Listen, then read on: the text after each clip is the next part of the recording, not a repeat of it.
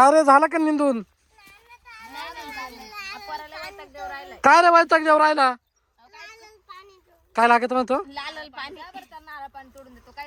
नारळ पाणी तोडायचं. चल त्या झाडाचं नारळ पाणी तोडू. बस रे, तू बसला का इकडं? थांब, आलो आम्ही नारळ पाणी तोडू. साई थांब, मला येऊ दे.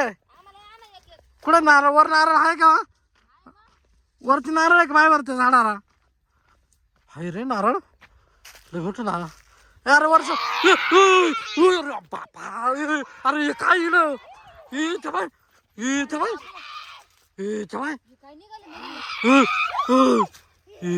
अरे तू झाडावरच नारळ त्या बाय. नारळाची झाड अरे तुला लपेल होती ती.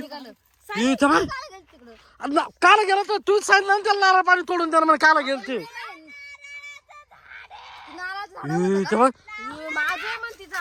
आता रे. हा ना. नाही त्याच्या मागं लपून बसलं होतं.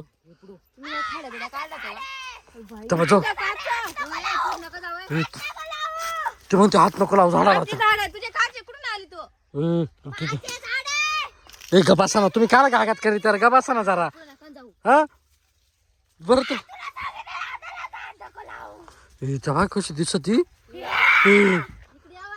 तिचं झाड कसं काय आली असं झाडावर नारळाच्या. कोणती झाड कोणतीच्या झाड सोडून ते आपल्या जवळ नाही येत. हा ना.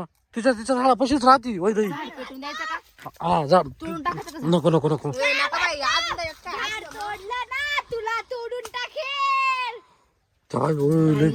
त्या पोराला धरणार इकडे काय त्या वैताग द्या तर.